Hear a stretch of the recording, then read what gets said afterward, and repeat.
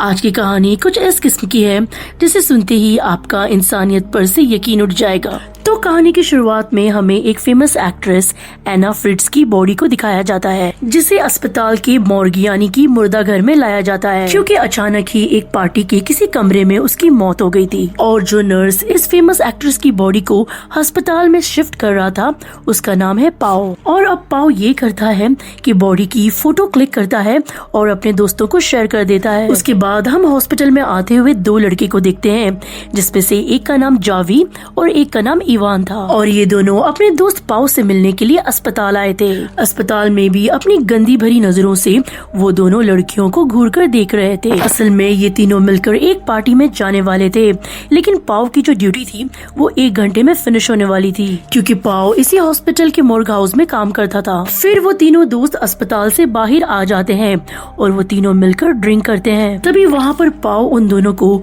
एना Fritz के मरने की खबर के बारे में बताता है। ये सुनकर इवान पाओ से पूछता है कि क्या हम उस लड़की की बॉडी को देख सकते हैं, लेकिन पाओ उससे साफ मना कर देता है, क्योंकि ये काम काफी रिस्की था। लेकिन इवान की बहुत रिक्वेस्ट करने के बाद पाओ उन्हें बॉडी दिखाने के लिए मान जाता है। पाओ अपनी जान को खतरे में डालकर उन दोनों को वहाँ ले जाता है जहाँ पर एना फ्रिट्ज की बॉडी पड़ी थी। पाओ जब मॉर्ज के दरवाजे को खोलता है तब वो दोनों डर जाते हैं, क्योंकि उनके सामने ही एक बूढ़ी औरत की बॉडी रखी हुई थी। फिर वो सब एना फ्रिट्ज की डेड बॉडी के पास जाते हैं और उसके मुंह से कपड़ा हटाते हैं। तभी हम देखते हैं कि एना फ्रिट्ज तो सच में बहुत ही ज्यादा सुंदर थी और इवान को तो यकीन ही नहीं हो रहा था कि वो एना फ्रिट्ज की बॉडी के पास खड़ा है। उसका फेस देखने के बाद इवान उसकी बॉडी से कपड़ा और नीचे करता है और उसकी बॉडी को छूने लगता है। ये सब देखकर जावी को काफी अजीब लग रहा था, क्योंकि किसी डेड बॉडी के साथ ऐसा करना सही नहीं था। तभी वहाँ पर इवान जावी को भी उसकी बॉडी को टच करने के लिए कहता है। तभी वहाँ पर जावी भी उसकी बॉडी को छूने लगता है। ऐसा करते करते इवान की हवस बढ़ जाती है, इसीलिए वो कहता है कि मैं इसके साथ एक बार इंटीमेट होना चाहता हूँ। तब जावी उसे मना करता है, लेकिन इवान तो जिद पर ही अड़ गया था। तभी पाओ उन्हें बताता है कि मैंने भी एक बार ऐसे किया था और मैं भी इसके साथ इंटीमेट होना चाहता हूँ। और वो इसलिए भी ऐसे करना चाहता था क्योंकि वो बहुत ही फेमस खूबसूरत एक्ट्रेस थी और उस जमाने के नौजवानों की दिल की धड़कन थी। हर लड़का उसे पाना चाहता था। अब मौका मिला है तो चाहे वो मुर्दा हो या जिंदा, क्या ही फर्क पड़ता है। पर जावी तब भी ऐसे कहता है कि ये सब गलत है और उन्हें ऐसा नहीं करना चाहिए। लेकिन वो लोग इतना फोर्स कर रहे थे, जिस वजह से जावी कुछ भी नहीं कहता, हार मानकर शांत हो जाता है। जिसके बाद वो लोग नशा करते हैं। फिर पाओ और जावी एक अलग रूम में आ जाते हैं और छुपकर इवान को देखने लगते हैं। वहाँ पर इवान उसके साथ इंटीमेट होता है और अपने काम को अंजाम देने के बाद अपने आप को वॉश करने लगता है। उसके बाद वो अपना एक्सपीरियंस शेयर करता है। ये सब सुनकर जावी बहुत ही ज्यादा गुस्सा हो जाता है, कहता है कि ये सब मत करो। अब यहाँ पर पाओ जाता है और अपने सपने को पूरा करता है। और जब हम देखते हैं कि वो एना की बॉडी के साथ जब इंटीमेट हो रहा था, तब अचानक से एना की आंख खुल जाती है और वो दोबारा जिंदा हो गई थी।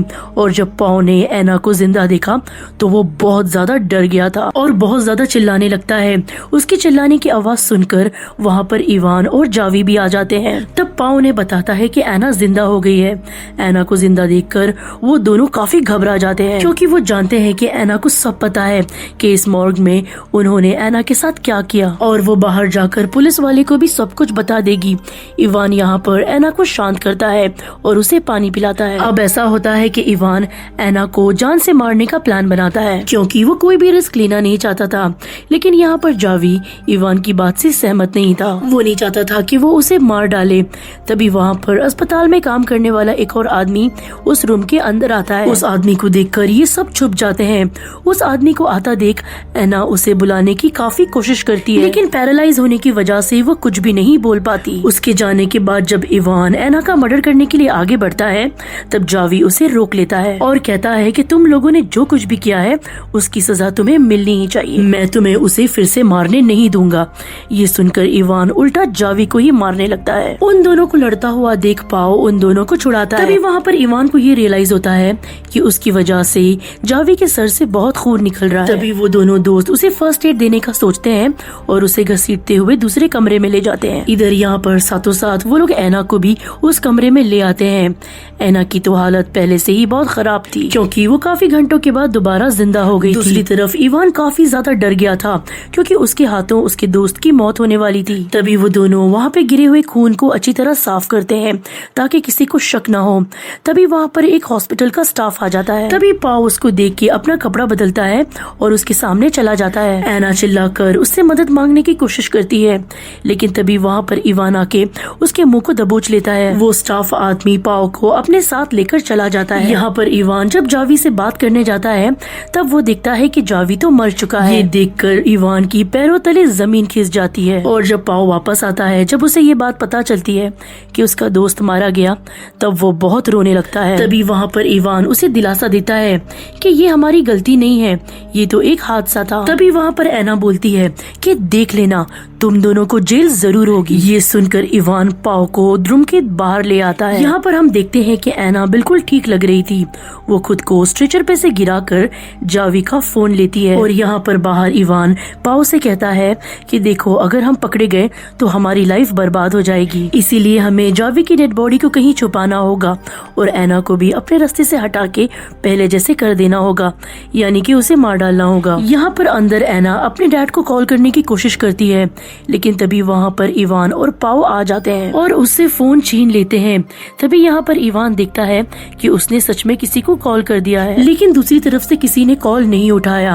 अब वो दोनों उसे मारने के लिए किसी और रूम में ले जा रहे होते हैं। तभी वहाँ पर इवान के नंबर पर रिंग होती है और ये वही कॉल थी जो एना ने डायल की थी। और जब इवान जैसे फोन उठाता है तभी वहाँ पर एना पापा पापा करके चिल्लाने लगती है। तभी वहाँ पर पाओ उसका मुंह बंद कर देता है और इवान जो फोन की दूसरी तरफ होता है उसे रॉन्ग नंबर कह के फोन काट देता है। फिर ये दोनों गुस्से में आकर एना को दूसरे रूम में ले जाते हैं और उसका गला पकड़कर बोलते हैं कि ज्यादा मत बोलो क्योंकि कुछ देर में तुम मरने वाली हो। एना उसे कहती है कि तुम्हें सजा जरूर मिलेगी। तभी वहाँ पर इवान एक कंटेनर लेने के लिए हॉस्पिटल से बाहर जाने लगता है ताकि जावी की डेड बॉडी को उसके अंदर डालकर कहीं ले जा सके। और जब यहाँ पर पाओ एना के हाथ पैर मारने लगता है तब एना उसे कहती है कि तुम्हारी कोई भी गलती नहीं है, ये सब इवान की गलती है। हम देखते हैं कि यहाँ पर पाओ थोड़ा इमोशनल हो जाता है। अब इससे पहले एना कुछ और बोल पाती, इस वजह से पाओ उसके मुंह पर टेप लगा देता है। दूसरी तरफ इवान जब कंटेनर लेने के लिए बाहर जाता है तब वो दो नर्स को देखता है जो आपस में बातें कर रही, जिन्हें देखकर वो छुप जाता है। तभी यहाँ पर एना देखती है कि उसके रूम में कोई नहीं है, जिस वजह से वो खुद को छुड़ाने की कोशिश करती है और देखते ही देखते वहाँ से बाहर आ जाती है और एक कमरे में छुप जाती है। दूसरी तरफ इवान भी एक कंटेनर लेकर लिफ्ट से वापस आ रहा था और दूसरी तरफ पाओ खून साफ करने में व्यस्त था। तभी वहाँ पर इवान आकर पाओ को बताता है कि एना भाग चुकी है। तभी वो दोनों एना को ढूंढने लगते हैं।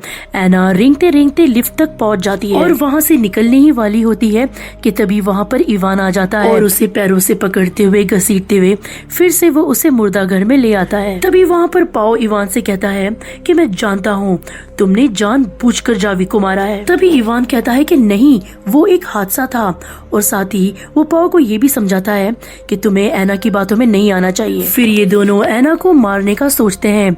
इवान उसे कहता है कि हमें इसे सांस रोककर मारना चाहिए और तभी वहाँ पर पाओ इवान को एक कपड़ा लाकर देता है।